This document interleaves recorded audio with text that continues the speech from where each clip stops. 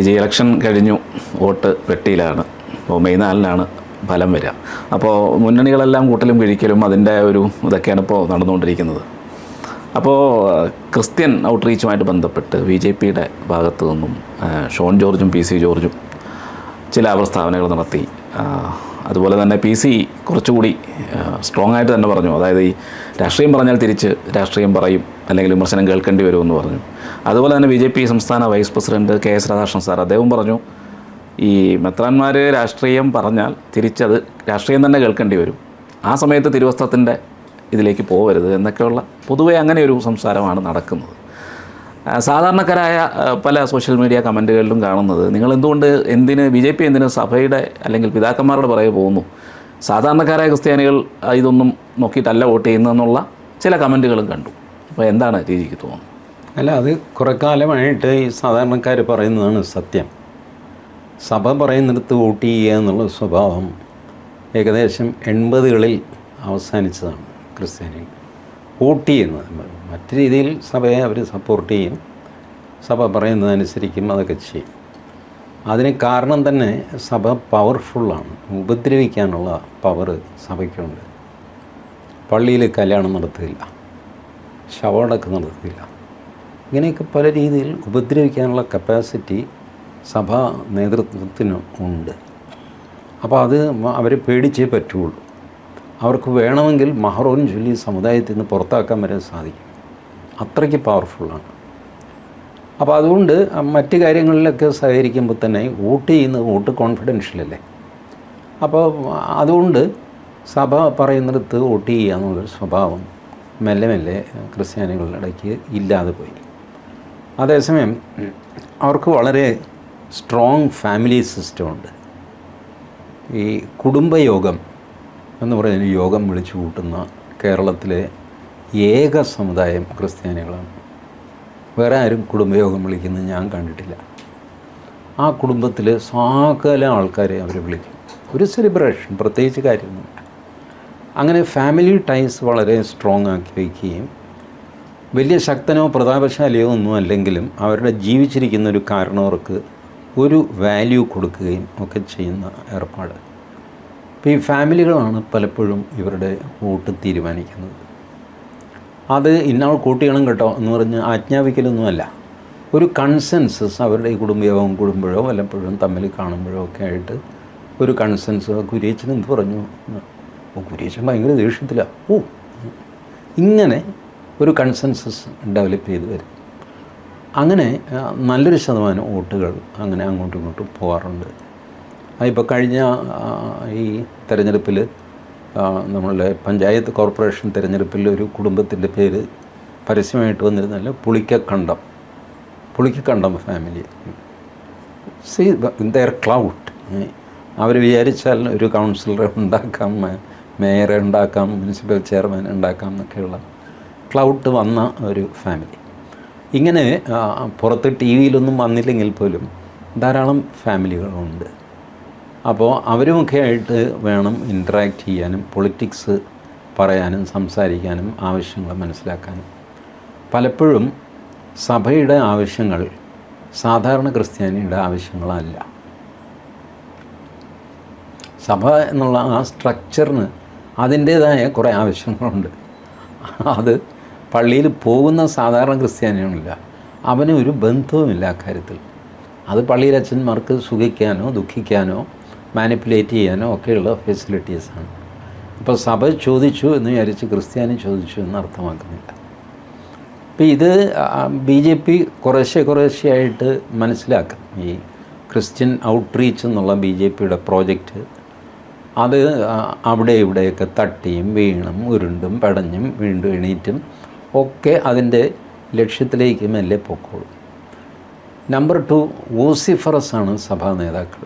അൽമായർ അങ്ങനെയല്ല. ഇപ്പോൾ ക്രിസ്ത്യാനികളുടെ ഒരു അഭിപ്രായം അറിയാനായിട്ട് ആൾക്കാർ സമീപിക്കുന്നത് ബിഷപ്പിനെയാണ്. ബിഷപ്പിന് താഴെ എത്രയോ പേരുണ്ട്, പക്ഷേ ബിഷപ്പിൻ്റെ അഭിപ്രായം അവരുടെ എല്ലാ അഭിപ്രായമായിട്ട് റിഫ്ലക്റ്റ് ചെയ്യും. അവർക്ക് ഈ അഭിപ്രായം ശരിയല്ല എന്ന് പറയണമെന്നുണ്ട്, പക്ഷേ എവിടെ പറയും, ആരോട് പറയും? ചാനലുകാർ അവരെ തിരിഞ്ഞു നോക്കില്ല, പത്രക്കാർ തിരിഞ്ഞു നോക്കില്ല. പത്രക്കാർക്ക് ഇഷ്ടപ്പെട്ട രീതിയിലാണ് ബിഷപ്പ് പറഞ്ഞെങ്കിൽ പിന്നെ പറയുകയും വേണ്ട. അതേ ബിഷപ്പിനോട് വീണ്ടും വീണ്ടും അഭിപ്രായം ചോദിച്ചുകൊണ്ടിരിക്കും. അങ്ങനെ ഒരാളാണ് നമ്മളുടെ പോൾ തേലക്കാട്. പോൾ തേലക്കാട് ക്രൈസ്തവ സഭയുടെ വക്താവായിരുന്നു. ഇപ്പോഴും മുൻ വക്താവ് എന്നൊക്കെ. ഈ മുൻ വക്താവ് ഇരിക്കട്ടെ, ഇപ്പോഴത്തെ വക്താവ് എവിടെ? ഇപ്പോഴത്തെ വക്താവ് എന്താ മിണ്ടാത്തത്? അദ്ദേഹത്തോട് ആരും ചോദിക്കുന്നില്ല. കാരണം പോൾ തേലക്കാടിന് ഈ കേരളത്തിലെ പൊളിറ്റിക്കൽ കറക്റ്റ്നെസ് അറിയാം. അതനുസരിച്ച് പോൾ തേലക്കാട് സംസാരിക്കും. ഒന്ന്, കേരളത്തിൽ നിങ്ങളെ ആൾക്കാർ അംഗീകരിക്കണമെങ്കിൽ ലവ് ജിഹാദ് ഇല്ല എന്ന് പറയണം. മാധ്യമങ്ങളിൽ നിങ്ങൾക്ക് അംഗീകാരം വേണമെങ്കിൽ ലവ് ജിഹാദ് ഉണ്ടെന്ന് പറയുന്നവനെ ആ പ്രദേശത്ത് കയറ്റുകയില്ല മാധ്യമങ്ങൾ. അപ്പോൾ പോൾ തേലക്കാട് ലവ് ജിഹാദ് ഇല്ല എന്ന് പറഞ്ഞു വെഹമൻ്റായിട്ട്. ഇവർ സിനഡ് കൂടിയിട്ട് ലവ് ജിഹാദ് ഉണ്ട് എന്ന് പ്രമേയം പാസ്സാക്കി. ചാനലുകാരെന്ത് ചെയ്തു? ഓടിപ്പോൾ തേലക്കാടിൻ്റെ അടുത്ത് പറഞ്ഞു. തേലക്കാട് പറഞ്ഞു ലവ് ജിഹാദ് ഇല്ല, അത് സിനഡിന് തെറ്റുപറ്റിയതായിരിക്കും, അങ്ങനെയായിരിക്കും ഇങ്ങനെയായിരിക്കും എന്നൊക്കെ പറഞ്ഞിട്ട് ആ നരേറ്റീവ് മാറ്റിമറിച്ചു. സിനഡ് എന്ത് ചെയ്യും? സിനഡിന് ഒരു പത്രക്കുറിപ്പ് ഇറക്കാം എന്നുള്ളതല്ലാതെ ചാനലുകാരുടെ വാതിൽ തള്ളി തുറന്ന് അകത്ത് കയറിയിട്ട് സംസാരിക്കാൻ പറ്റില്ല. ചാനലുകാർ വന്നാലേ അവരോട് പറയാൻ പറ്റുള്ളൂ. ചാനലുകാർ പോവില്ല, കാരണം അവർക്കും ലവ് ജിഹാദ് ഇല്ല എന്ന് വരുത്തണം. അപ്പോൾ ഇങ്ങനെ വോസിഫറസ് ആയിട്ടുള്ള ആൾക്കാർ, അതായത് ആരുടെ ശബ്ദമാണോ പുറത്ത് വരുന്നത് അത് എല്ലാവരുടെയും ശബ്ദമാണ് എന്ന് എല്ലാവരും വിചാരിക്കുന്ന ഒരു ഗതികേട്. അത് ഇവർക്ക് മാത്രമല്ല, എല്ലാ സമുദായങ്ങൾക്കും ഈ പ്രശ്നമുണ്ട്. സമുദായത്തിൻ്റെ പൊതുഹിതത്തിന് വിപരീതമായിട്ട് സംസാരിക്കുന്ന ആൾ, സംസാരിക്കാൻ കഴിവുള്ള ആളും മാധ്യമങ്ങളുമായിട്ട് ബന്ധമുള്ള ആളും എന്തെങ്കിലും ഒരു പൊസിഷൻ നേരത്തെയെങ്കിലും വഹിച്ചിരുന്ന ആളും ഒക്കെ ആണെങ്കിൽ അയാൾ സമുദായത്തിൻ്റെ അഭിപ്രായം പറഞ്ഞുകൊണ്ടേയിരിക്കും. ഇതാണ് സംഭവിക്കുന്നത്. അപ്പോൾ ആ അഭിപ്രായത്തിന് പുറകെ പോയാൽ നിങ്ങൾക്ക് ഈ പറഞ്ഞ പോലെ ടി വിയിലൊന്ന് ഷൈൻ ചെയ്യാൻ 2-3 മിനിറ്റ്, അതിൽ കവിഞ്ഞിട്ട് പാർട്ടിക്ക് പ്രയോജനമൊന്നും ഉണ്ടാവില്ല. അപ്പം ഇങ്ങനെ ഒരുപാട് തെറ്റിദ്ധാരണകൾ ഇനിയും മാറാനുണ്ട്. BJPയിലും അതെ, ക്രൈസ്തവ സഭയിലും അതെ. ക്രൈസ്തവ സഭ പ്രായേണ കോൺഗ്രസ്സുകാരാണ് പണ്ട് മുതൽ. കോൺഗ്രസ് എന്ന് പറഞ്ഞാൽ കടുത്ത കോൺഗ്രസ്സുകാരാണ്. വെറും കോൺഗ്രസ്സില്ല, കമ്മ്യൂണിസ്റ്റ് വിരുദ്ധരും കൂടെയാണ് ആയിരുന്നു. അങ്ങനെയാണ് ഈ വിമോചന സമരവും സംഗതിയൊക്കെ വരുന്നത്. വിമോചന സമരത്തിൽ അവർക്ക് കുറേ ഗ്രീവൻസസ് ഉണ്ടായിരുന്നു എന്നുള്ളത് സത്യമാണ്. ബട്ട് അതായിരുന്നു അവരുടെ ആദ്യമായിട്ട് രാഷ്ട്രീയത്തിലുള്ള പച്ചയ്ക്കുള്ള ഇടപെടൽ. ആ ഇടപെടൽ എങ്ങും എത്തിയില്ല, മുന്നോട്ട് പോയില്ല. അവർക്ക് വേറൊരു സപ്പോർട്ട് വേണം. അവരതിനെ കണ്ടെത്തിയത് NSSനെയാണ്. NSS സമ്മതിച്ചില്ല. മന്നത്ത് പത്മനാഭനാണ്. മന്നം സമ്മതിച്ചില്ല. മന്നം കോൺഗ്രസ്സിനെ കത്തോലിക്ക കോൺഗ്രസ് എന്ന് വിളിച്ചുകൊണ്ടിരുന്ന കാലം. അങ്ങനെ തിരുക്കൊച്ചി നിയമസഭയിൽ ക്രിസ്ത്യാനികൾ ധാരാളം ഉണ്ടായിരുന്നു. അവരാണ് നമ്മുടെ 1950 ദേവസ്വം നിയമം പാസ്സാക്കി ക്ഷേത്രങ്ങൾ മുഴുവൻ റെഗുലറൈസ് ചെയ്ത് സർക്കാർ ഭരണത്തിൽ കൊണ്ടുവന്നത്. ആ ദേവസ്വം നിയമത്തെ നഖശിഖാന്തം എതിർത്ത 2 പേരാണ് മന്നവും ആർ ശങ്കറും. അന്ന് മുഖ്യമന്ത്രി Paravur T K Narayana Pillai. Paravur T K നാരായണപിള്ളയ്ക്ക് ഇതിൽ ലെജിസ്ലേറ്റീവ് അസംബ്ലിയിൽ ഭൂരിപക്ഷമുണ്ട്. ക്രിസ്ത്യാനികൾ അയാളുടെ കൂടെ നിൽക്കും. അങ്ങനെ നിന്ന് അയാൾ ആ ബില്ല് പാസ്സാക്കി എടുത്തു. കൈയും കാലും പിടിച്ചും നോക്കട്ടെ, നമുക്ക് വേണ്ട മാറ്റങ്ങൾ പിന്നെ വരുത്താമെന്നൊക്കെ പറഞ്ഞ് ഈ 3 പേര് സമ്മതിച്ചില്ല. പട്ടത്താണുപിള്ള, മന്നത്ത് പത്മനാഭൻ, ആർ ശങ്കർ, 3 പേരും സമ്മതിച്ചു. നിശ്ചിതമായിട്ട് അവർ ആ തിരുക്കൊച്ചി അസംബ്ലിയിലെ ഡിബേറ്റ്സ് എടുത്ത് നോക്കിയാൽ മതി. അതിശക്തമായ എതിർപ്പായിരുന്നു അതിന്. അപ്പോൾ അങ്ങനെ അന്ന് മന്നം ഇവർക്കിട്ട പേരാണ് കത്തോലിക്ക കോൺഗ്രസ്. അതുകൊണ്ട് മന്നം സഹകരിച്ചില്ല. പിന്നെ മന്നം സഹകരിക്കാവുന്ന ഒരു സ്ഥിതി വന്നു. ബാക്കിയുള്ള നായന്മാരെയൊക്കെ കൊണ്ടിട്ട് ചേട്ടാ അങ്ങനെയല്ല നമുക്ക് ചെയ്യണം എന്നൊക്കെ പറഞ്ഞു. അത് പിന്നെ ഈഗോ പ്രശ്നം അടുത്തത്. ക്രൈസ്തവ സഭയുമായിട്ട് അടുക്കുക എന്ന് പറഞ്ഞാൽ ആരെ പോയി കാണും, എവിടെ കാണും. അത് പിന്നെ വളരെ ഭംഗിയായിട്ട് അവർ തീർത്തു. പാലാ മെത്രാന് സുഖമില്ല എന്ന് അഭിനയിച്ച് കിടന്നു. അപ്പോൾ സുഖമില്ലാതെ കിടക്കുന്ന ആളിനെ കാണാൻ മന്നം പോകുന്നു. അതിൽ കുറച്ചിലൊന്നുമില്ലല്ലോ. അപ്പോൾ മന്നം വിമോചന സമരത്തിൻ്റെ കൂടെ കൂടാനുള്ള ചർച്ചയ്ക്ക് വേണ്ടിയിട്ടാണ് അല്ല പോകുന്നത്. മെത്രാന് സുഖം, ബിഷപ്പാണ് കിടക്കുന്നത്. അത് കാണാൻ പോയി.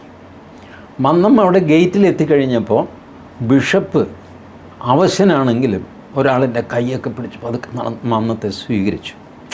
അപ്പോൾ വളരെ വികാരഭരിതമായ ഫോട്ടോയൊക്കെ പത്രത്തിലൊക്കെ വന്നു. ആ വയ്യാത്ത ബിഷപ്പ് എണീറ്റ് വന്ന് മന്നത്തെ സ്വീകരിക്കുന്നു. മന്നം ബിഷപ്പിനെ കാണാൻ പാലാ വരെ വന്നിരിക്കുന്നു എന്ന് പറഞ്ഞു. അങ്ങനെ മന്നത്ത് പരശുരാമനെ ഇതിൽ NSSനെ കൂടെ ചേർക്കുകയായിരുന്നു. ഇതൊക്കെയാണ് പ്രായോഗിക തലത്തിൽ നടന്നത്. ഇത് അന്നത്തെ IG ആയിരുന്നൊരു പോലീസ് ഉദ്യോഗസ്ഥനാണ് ഈ ബുദ്ധിയൊക്കെ പറഞ്ഞു കൊടുത്തിട്ട് രണ്ടുപേരുടെയും പ്രസ്റ്റീജിന് കുഴപ്പമില്ലാത്ത രീതിയിൽ അത് തീർക്കാമെന്നൊക്കെ പറഞ്ഞ് ചെയ്തത്. അപ്പോൾ അത് സഭ ആദ്യമായിട്ട് രാഷ്ട്രീയത്തിൽ ഇടപെട്ട സംഭവമായിരുന്നു. അതിൻ്റെ രുചി പിടിച്ച് ഈ മനുഷ്യരക്തം കുടിച്ച കടുവയെപ്പോലെ കേരളത്തിലെ ക്രൈസ്തവ സഭ പെരുമാറാൻ തുടങ്ങി. ഇപ്പോൾ നോക്ക്, ലോകത്തിൽ എവിടെയെങ്കിലും ക്രൈസ്തവ സഭ ഏതെങ്കിലും രാഷ്ട്രീയത്തിൽ ഇടപെടാറുണ്ടോ? ഇല്ല. ഇന്ത്യയിൽ തന്നെ കേരളം ഒഴിച്ച് മറ്റ് സംസ്ഥാനങ്ങളിൽ ഗോവയിലെ സഭ ഗോവ തെരഞ്ഞെടുപ്പിൽ നിലപാടെടുക്കുന്നത് കേട്ടിട്ടുണ്ടോ? ഇല്ല. നാഗാലാൻഡ്, മേഘാലയ 99% ക്രിസ്ത്യാനികളാണ്. അവിടെ എന്തെങ്കിലും ചെയ്യുന്നത് കേട്ടിട്ടുണ്ടോ? അവരാകെ ഒരു ഡിമാൻഡ്, തെരഞ്ഞെടുപ്പ് സംബന്ധമായിട്ട് വെച്ച ഒരു ഡിമാൻഡ് ഞാൻ കേട്ടിട്ടുള്ളത്, ഞായറാഴ്ച പോളിംഗ് വയ്ക്കരുത്. ഇതായിരുന്നു. ഒരിക്കൽ ഇലക്ഷൻ കമ്മീഷൻ ഇങ്ങനെ ഫേസ് വൈസ് ആണല്ലോ ഇലക്ഷൻ, അങ്ങനെ തള്ളി വന്നു കഴിഞ്ഞപ്പോൾ നാഗാലാൻഡിൽ ഞായറാഴ്ച തെരഞ്ഞെടുപ്പ്. ആ പള്ളിയിലച്ചന്മാരെല്ലാം കൂടെ പറഞ്ഞു, ഇത് എന്ത് പരിപാടിയാണ് ഞായറാഴ്ച വെച്ച് കഴിഞ്ഞാൽ ഞങ്ങൾ എന്ത് ചെയ്യുന്നു? അന്ന് ഇലക്ഷൻ കമ്മീഷൻ ഇവരൊന്നുമല്ല, എനിക്ക് തോന്നുന്നു ശേഷനും മുമ്പുണ്ടായിരുന്ന ആളെ മറ്റും, അവരാദ്യം ഈ ടഫ് സ്റ്റാൻഡ് എടുത്തു. നിങ്ങൾ രാവിലെ പള്ളിയിൽ പൊക്കൊന്ന്, അത് കഴിഞ്ഞിട്ട് വന്ന് വോട്ട് ചെയ്താൽ മതി. എന്ത് ഇത്ര വലിയ ധൃതി? ഞങ്ങൾ വൈകുന്നേരം 6 മണി വരെ കട തുറന്ന് വെച്ചിരിക്കുക, എപ്പോഴേലും വന്നാൽ മതി. അവർ സമ്മതിച്ചില്ല. അങ്ങനെയല്ല, ഞായറാഴ്ച കടമുള്ള ദിവസമാണ്, അതിനൊരു റിലീജിയസ് പ്രാധാന്യമുണ്ട്, തേങ്ങയാണ് മാങ്ങയാണെന്നൊക്കെ പറഞ്ഞിട്ട് അവസാനം മാറ്റി. ഇതാണ് അവരുടെ ഇടപെടലിൻ്റെ ഭാഗമായിട്ട് ഞാൻ കേട്ടിട്ടുള്ളൊരു വസ്തുത. അതല്ലാതെ അവർ ആക്ച്വൽ തിരഞ്ഞെടുപ്പിൽ ആർക്ക് വോട്ട് ചെയ്യണം പിടിക്കുന്നത് ഇതിലൊന്നും അവരാരും ഒന്നും പറയാറില്ല, ചെയ്യാറുമില്ല, അവിടെയൊന്നും വിവാദവുമില്ല. ഇവിടെയാണ് ഈ സാധനം വിമോചന സമരത്തിൽ അന്ന് ഒരുപക്ഷെ അത് ന്യായമാണ് എന്നും കൂടെ ഞാൻ സമ്മതിച്ചു കൊടുക്കാം. ഞാൻ തീരെ കൊച്ചുകുട്ടിയായിരുന്നെങ്കിലും വിമോചന സമരത്തിൽ പങ്കെടുത്ത ആളാണ്. അപ്പോൾ അതുകൊണ്ട് എനിക്ക് അതിൻ്റെ ഡൈനാമിക്സ് അറിയാം, എന്തുകൊണ്ട് ചെയ്തു എന്നൊക്കെ. പക്ഷേ അത് പിന്നീട് ഒരു ട്രെൻഡായിട്ട് സഭ കൊണ്ടുവരികയും രാഷ്ട്രീയ പാർട്ടികളുടെ അവരെ താളത്തിന് തുള്ളാൻ പ്രേരിപ്പിക്കുകയും ചെയ്തു. ഇനിയെങ്കിലും സഭ ഈ ഏർപ്പാട് നിർത്തിവെക്കണം. ഇപ്പോഴേ പോപ്പ് യുദ്ധം നിർത്ത് എന്ന് പറഞ്ഞതിന് ട്രംപ് തട്ടിക്കയറുകയുണ്ടോ? അത് ശരിയുമാണ്. കാരണം ഇവരുടെ ഈ ക്രൈസ്തവ സഭയുടെ രാഷ്ട്രീയത്തിലുള്ള ഇടപെടലുകളിൽ വലിയ പ്രതിഷേധവും പ്രശ്നവും ഉണ്ടായിട്ടാണ് സെക്യുലറിസം എന്നുള്ള വാക്കുണ്ടാകുന്നത്. സെക്യുലറിസം എന്നുള്ള വാക്കിൻ്റെ ഉത്ഭവം നോക്കിക്കോ. ക്രൈസ്തവ സഭയും ഭരണകൂടവും തമ്മിലുള്ള ഏറ്റുമുട്ടലിൽ നിന്നാണ് പള്ളി വേറെ ഭരണം വേറെ എന്നുള്ള ഫോർമുലയിൽ യൂറോപ്യന്മാർ എത്തുന്നത്. അതിൻ്റെ പേരാണ് സെക്യുലറിസം. അങ്ങനെ 110 ഏക്കർ സ്ഥലം വത്തിക്കാൻ എന്ന് പറഞ്ഞ് കൊടുത്തിട്ട് കാരണവരിവിടെ ഇരുന്നോളണം. മനസ്സിലായല്ല, വേണ്ടാത്ത കാര്യങ്ങളിൽ ഇടപെടരുത്. കാരണവരും പറഞ്ഞു ശരിയാണ്. എന്തൊക്കെ ആശയമൊക്കെ അടുത്തൂണൊക്കെ ഫിക്സ് ചെയ്ത് മാസം തോറും ഇത്ര രൂപ കൊടുക്കാമെന്നോ അങ്ങനെ എന്തൊക്കെയോ ചെയ്യുന്നത്. അങ്ങനെയാണ് ഇത് രണ്ടും രണ്ട് പാത്രമാക്കുന്നത്. ഇതൊന്നും ഇവിടെ ബാധകമല്ല എന്ന് പറഞ്ഞിട്ട് ഇവിടെ ഓരോ പാർട്ടിക്കാർക്ക് വേണ്ടിയിട്ട് സംസാരിച്ചുകൊണ്ടിരിക്കുകയാണ്. കുറേ പേര് കേരള കോൺഗ്രസ്സാണ്, അതിൽ തന്നെ മാണി ഗ്രൂപ്പിൻ്റെ മെത്രാന്മാരുണ്ട്, ജോസഫ് ഗ്രൂപ്പിൻ്റെ ഉണ്ട്, LDFൻ്റെ ഉണ്ട്, ജനതാദളിൻ്റെ വികാരിയുണ്ട്, എല്ലാ പാർട്ടിയിലും അവർക്ക് ആളുണ്ട്, വേണമല്ലോ എന്നൊക്കെ പറഞ്ഞിട്ട് അങ്ങനെ ചെയ്തു. ഇപ്പോൾ അതെല്ലാം കൂടെ വഷളായിരിക്കുന്നു. ജോർജിൻ്റെയും ഷോണിൻ്റെയും പരാതി എന്താ? നിങ്ങൾ തലേ ദിവസം ഞങ്ങൾക്ക് വോട്ട് ചെയ്യരുതെന്ന് വിളിച്ചു പറഞ്ഞു. കന്യാസ്ത്രീ മഠങ്ങളിൽ വിളിച്ചു പറഞ്ഞപ്പോൾ വിളിച്ചു പറഞ്ഞത് കാഞ്ഞിരപ്പള്ളി ബിഷപ്പാണ്. അവർ ജോർജ് ഒന്നും ഒളിച്ചു വെച്ചിട്ടില്ല. കാഞ്ഞിരപ്പള്ളി ബിഷപ്പ് വിളിച്ച് കന്യാസ്ത്രീ മഠങ്ങളിൽ പറയുന്നു ജോർജിന് വോട്ട് ചെയ്യരുത്. കന്യാസ്ത്രീ മഠത്തിൽ നിന്ന് ജോർജിന് ഫോൺ വരുന്നു, തിരുമേനി ഇങ്ങനെ പറഞ്ഞിട്ടുണ്ട്, പക്ഷെ ഞങ്ങളങ്ങനെ ചെയ്യാൻ പോകുന്നില്ല എന്ന് പറയുന്നു. ഇതാണ് ജോർജ് വെളിപ്പെടുത്തിയ സംഭവം. ജോർജ് ഒന്നും ഒളിച്ചു വയ്ക്കാതെ തുറന്ന് പറഞ്ഞിട്ടുണ്ട്. അപ്പോൾ ഈ ഇഷ്യൂ ഉണ്ടായത് ജോർജിനെയും ഷോണിനെയും ചൊല്ലിയാണ്. ഇത് സോൾവ് ചെയ്യാനും ആ രണ്ട് പേര് വിചാരിച്ച് നടക്കും. മറ്റ് BJPക്കാർ അനാവശ്യമായിട്ട് അഭിപ്രായം പറയുകയോ ഇവരെ തള്ളിപ്പറയാൻ പോവുക, അങ്ങനെ തള്ളിപ്പറഞ്ഞാൽ പോകുന്നവനല്ല ജോർജ്. ജോർജിനെ തള്ളിപ്പറയുന്ന ആളെ ജോർജും ചിലപ്പോൾ തള്ളിപ്പറഞ്ഞെന്ന് വരും.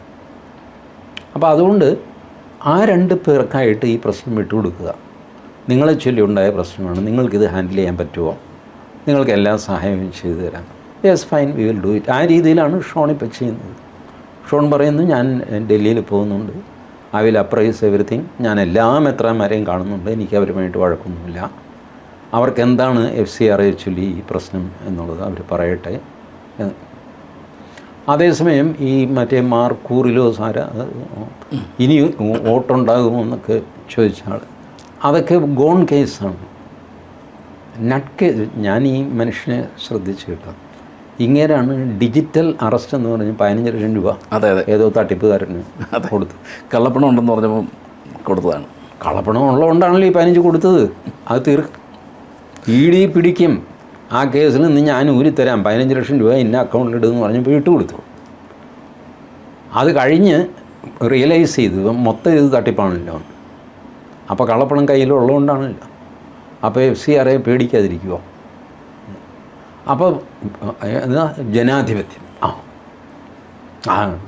ജനാധിപത്യം മരിച്ചു.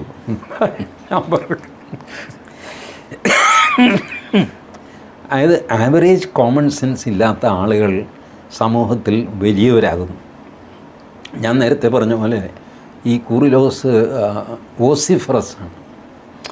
അദ്ദേഹം സംസാരിച്ചാൽ മൈക്കും കൊണ്ട് ചെല്ലാൻ ആളുണ്ട്, അതുകൊണ്ട് അങ്ങേർക്ക് എന്തും വിളിച്ചു പറയാം. ഇതൊന്നും ക്രിസ്ത്യാനികളുടെ അഭിപ്രായമൊന്നുമല്ല. അദ്ദേഹത്തിൻ്റെ ബുദ്ധിയുടെ നിലവാരം ആ 15 ലക്ഷം രൂപ കൈക്കൂലി കൊടുത്തതെന്ന് നമുക്ക് മനസ്സിലാവും. ആ മനുഷ്യൻ ജനാധിപത്യത്തെപ്പറ്റി, തെരഞ്ഞെടുപ്പിനെ പറ്റിയൊക്കെ ഗീർവാണം അടിക്കുക, അത് ചാനലുകൾ കാണിച്ചുകൊണ്ടിരിക്കുക, അത് സോഷ്യൽ മീഡിയയിൽ ചർച്ചയാവുക, ഇങ്ങനത്തെ ഒരു അധപ്പതനം. ഇതൊക്കെ ഫേക്കാണ്. റിയൽ സമുദായം വേറെയാണ്. ആ സമുദായവുമായിട്ട് ഇൻറ്ററാക്ട് ചെയ്യാൻ ഷോൺ ജോർജിനും സാധിക്കും. അത് അവർ ചെയ്യാനായിട്ട് അവരെ വിടുന്നതാണ് നല്ലത്. ഈ തെരഞ്ഞെടുപ്പുമായിട്ട് ബന്ധപ്പെട്ട് ഇപ്പോൾ UDF ജയിക്കുമെന്നുള്ള പ്രതീതിയിൽ മുഖ്യമന്ത്രിയെ വരെ തീരുമാനിക്കുന്ന അവസ്ഥയിലായി. അപ്പോൾ അങ്ങനെ ഒരു ഇടതുപക്ഷത്തിനൊരു ഒരു ഒരു പിന്നോട്ടടി ഉണ്ടെന്ന് അവർക്ക് പോലും തോന്നുന്നൊരു സാഹചര്യം ഈ ഒരു ന്യൂനപക്ഷ കൺസോൾട്ടേഷനാണോ അതൊരു ചിന്ത വരാൻ കാരണം? മെയ് 4-ാം തീയതി വരെയുള്ള ഒരു ബിൽഡപ്പാണത്. വെറുതെ ഒരു ബിൽഡപ്പ് നടത്തി വയ്ക്കുക. ഞങ്ങൾ അധികാരത്തിൽ വരും, ഞങ്ങൾ അധികാരത്തിൽ. ആർക്ക് വേണമെങ്കിലും അത് അവകാശപ്പെടാം. ഈവൻ സ്വതന്ത്ര സ്ഥാനാർത്ഥികൾക്ക് വരെ ഞാൻ ജയിക്കുമെന്ന് അവകാശപ്പെടാം മെയ് 4-ാം തീയതി വരെ. ഇല്ലേ? അത് ജെനുവിനാണ്, ലെജിറ്റിമേറ്റാണ് അങ്ങനത്തെ ഒരു ക്ലെയിം. ഞാൻ ജയിക്കും. പിന്നെ എണ്ണിക്കഴിയുമ്പോൾ വേറെ ആരെങ്കിലും ആയിരിക്കും ജയിക്കുന്നത്. അപ്പോൾ ഇത്തരം ബിൽഡപ്പ് അവരവരുടെ അണികളെ ആശ്വസിപ്പിക്കാൻ വേണ്ടിയിട്ട് ചെയ്യുന്ന കാര്യമാണ്. ഞാൻ വായിച്ച് ശ്രദ്ധിച്ചോ, ഒരു സ്ഥലത്തും ഞാൻ കേരളം തിരഞ്ഞെടുപ്പിന് മുമ്പ് ഒരൊറ്റ അക്ഷരം വേണ്ടിയിട്ടില്ല. ഇതിന് കാരണം ഇത് നമ്മുടെ പേഴ്സണൽ റിലേഷൻസിൽ പല പ്രശ്നങ്ങൾ വരും. കേരളത്തിൽ മത്സരിക്കുന്നവരിൽ ഒരു 16 BJP സ്ഥാനാർത്ഥികൾ പേഴ്സണലി എനിക്കറിയാവുന്നവരാണ്. LDFിലെ 2 സ്ഥാനാർത്ഥികൾ പേഴ്സണലി എനിക്ക് നല്ല അടുപ്പമുള്ളവരാണ്. UDFിൽ 3 പേര് എനിക്ക് പേഴ്സണലി അടുപ്പമുള്ളവരാണ്. ഞാനൊരു തിരഞ്ഞെടുപ്പ് വിശകലനം നടത്തിയിട്ട് ഇന്ന ആൾ ജയിക്കും, ഇന്ന ആൾ തോക്കും, ഇന്ന സീറ്റിൽ ഇന്ന ആൾ ജയിക്കും എന്നൊക്കെ പറഞ്ഞു കഴിഞ്ഞാൽ എനിക്ക് ഈ 16, 5, 21 പേര് എൻ്റെ സുഹൃത്ത് വലയം അതെനിക്ക് നഷ്ടപ്പെടും അനാവശ്യമായി. അവർക്കും അറിയാം ഞാൻ നടത്തുന്നത് ഒരു പൊളിറ്റിക്കൽ കമൻട്രിയാണ്, അതിൽ വലിയ കാര്യമൊന്നുമില്ല എന്നൊക്കെ പറയുമെങ്കിലും കുറച്ച് കഴിഞ്ഞ് എന്നാലും ആ ചേട്ടൻ പറഞ്ഞല്ലോ ഇങ്ങനെ തോന്നും മനസ്സിലാവും. ഇത് മനുഷ്യ സ്വഭാവമാണ്. ഇതിൻ്റെ കൗണ്ടറാണ് ഈ പൊളിറ്റിക്കൽ പാർട്ടിയോട് അറ്റാച്ച് ചെയ്ത് നിൽക്കുന്നവർ. ഇപ്പോൾ BJPയിലെ ആൾക്കാർ BJP അടിച്ചു കയറി വരും. ഇത്തവണ 2 ഡിജിറ്റ്. നമ്മൾ ഭരണത്തിൽ വരില്ല, പക്ഷെ ആര് ഭരിക്കണമെന്ന് നമ്മൾ തീരുമാനിക്കും എന്നൊക്കെ പറയാം. ഇത് പറയാനൊരു പ്രയാസമില്ല, ഇങ്ങനെ അങ്ങ് തട്ടിവിടാം. എണ്ണിക്കഴിഞ്ഞ് ഇതൊന്നും സംഭവിച്ചില്ലെങ്കിൽ ഈ പറഞ്ഞവർ വന്ന് ചോദിക്കാനും പോകുന്നില്ല. ചേട്ടനല്ലേ പറഞ്ഞത് നമ്മൾ നിർണായക ശക്തിയാകും, തേങ്ങയാകും എന്ന് പറഞ്ഞു, ഇപ്പം എന്തായി എന്നാരും ചോദിക്കാൻ പോണില്ല. കാരണം പറയുന്ന എനിക്കും കേൾക്കുന്ന അവർക്കും അറിയാം ഇത് ഗുണ്ടാണ്. പെട്ടി തുറക്കുമ്പോൾ വേറെ ആയിരിക്കും സിറ്റുവേഷൻ. പക്ഷേ ആ ഗുണ്ട് കേൾക്കുമ്പോഴുള്ളൊരു സുഖം, അതിന് വേണ്ടിയിട്ടാണ് ഈ പറയുന്നത്. രണ്ട് മുന്നണികളും പറയുകയാണ് ഞങ്ങൾ അധികാരത്തിൽ വരും എന്നുള്ളത്. BJP ഇത് പറയുന്നുണ്ടല്ലോ, അധികാരത്തിൽ വരുമെന്നല്ല അവർ പറയുന്നത്. ഞങ്ങൾ നിർണായക ശക്തിയാണ്, ആര് ഭരിക്കണമെന്ന് ഞങ്ങൾ തീരുമാനിക്കും, തൂക്ക് മന്ത്രിസഭയായിരിക്കും. അത് നല്ലൊരു ഇതല്ലേ, കേരളത്തിൽ ഇന്ന് വരെ ഉണ്ടാവാത്തൊരു സ്ഥിതിയാണത്. അപ്പോൾ അത് അവർക്കും അത് ക്ലെയിം ചെയ്യാം, അവരുടെ ആൾക്കാർക്കും സന്തോഷിക്കാം. മെയ് 4 വരെ, മെയ് 4 കഴിഞ്ഞും അവർ സന്തോഷിക്കട്ടെ എന്നാണ് എൻ്റെ ആഗ്രഹം. എനിക്കതിൽ തിരക്കിടൊന്നുമില്ല. എത്രയോ കാലമായി BJP ഒരു ഓപ്പണിങ്ങിന് വേണ്ടിയിട്ട് ശ്രമിക്കുന്നു.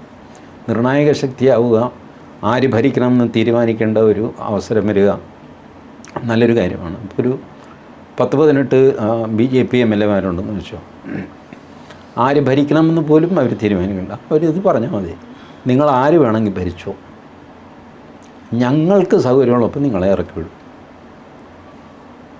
എപ്പോഴാണോ ഈ ഒരാൾ അവിശ്വാസ പ്രമേയം കൊണ്ടുവരുന്നത് അതിനെ ഒന്ന് താങ്ങിക്കൊടുത്താൽ ആ മന്ത്രിസഭ താഴെ വീഴും. ആ രീതിയിൽ ടെൻഡർ ഹുക്സിൽ നിർത്തിയിട്ട് ഭരിപ്പിക്കാൻ പല രീതിയിൽ ഈ നിർണായക ശക്തിയായിട്ട് കഴിയാൻ പറ്റും. അങ്ങനെ കഴിഞ്ഞാൽ അത് ഭരണത്തേക്കാൾ സുഖമുള്ള ഏർപ്പാടാണത്. ഭരണമില്ലാതെ പവർ എക്സർസൈസ് ചെയ്യാൻ, കാരണം ഇവനെ ആരും പിണക്കില്ല, ഇവൻ പിണങ്ങിയ പ്രശ്നമാണ്. അല്ല, ഭരണത്തിൻ്റെ ബുദ്ധിമുട്ട് അനുഭവിക്കുകയും വേണ്ട.